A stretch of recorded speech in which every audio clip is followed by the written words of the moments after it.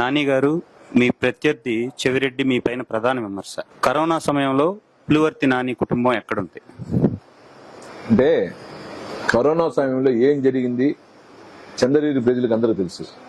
Covid వచ్చిన ఒక వారానికంతా నా భార్య ఆర్సీపురం మండలం, నా భార్య పాకాల మండలంలో తిరిగేదానికి స్టార్ట్ చేసి వెళ్ళి కోవిడ్ టైంలో మా మందులు ఇచ్చి మాస్క్లు వేసి ఇచ్చేదానికి వెళ్తే నన్ను వచ్చి ఆర్సీపురం మండలం సురకాయలపాలెంలో అరెస్ట్ చేయించడం జరిగింది. మా మిసెస్ ని మా ఊర్లేజ్ దగ్గర హౌస్ అరెస్ట్ చేయించింది. అప్పుడు ఉన్నటువంటి కలెక్టర్ ప్రశాంత్ గుప్తా గారు, ఆ రోజున్న ఎస్పీ సెంధిల్ కుమార్ గారు నాకే కాల్ చేసి మీరెవరు గాని మీరు చేయాల్సిన పని లేదు, లేదండి మా బాధ్యత, నేను కూడా అపోజిషన్ గా నేను కూడా చేయాలి కదా అంటే, అది మా బాధ్యత మేము తీసుకుంటామండి, దీనికి మా గవర్నమెంట్ ప్రభుత్వ పరంగా చేస్తున్నాం, దయచేసి మీరు రాకూడదు, వస్తే మీ పైన క్రమశిక్షణ కింద కేసులు పెట్టాల్సి వస్తుంది. సార్ కేసులు పెట్టండి సార్, పర్వాలా, మేము ప్రజల కోసం అంటే అక్కడ కొన్ని ఆర్గ్యుమెంట్స్ జరిగింది, అది చెప్పుకోలేని ఆర్గ్యుమెంట్స్. ఈ పరిస్థితిలో మేము చేయలేకపోయినాం.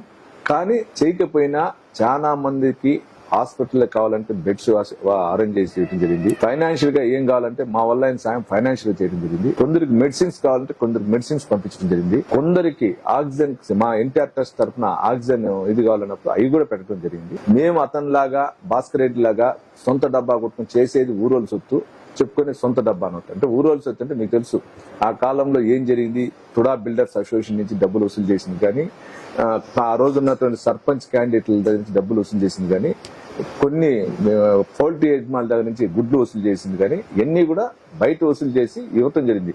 కానీ ఆయన చెప్పుకునే విధానం ఎట్లుందంటే నేనేదో చేశాను, నేనేదో చేసుకుంటానని. అది తప్పండి. మేము మా సొంత, ఈ రోజు కూడా చెప్తున్నా, మా సొంత కుటుంబం మేము ఎన్నో చేస్తాను, ఏ రోజు మేము చెప్పం.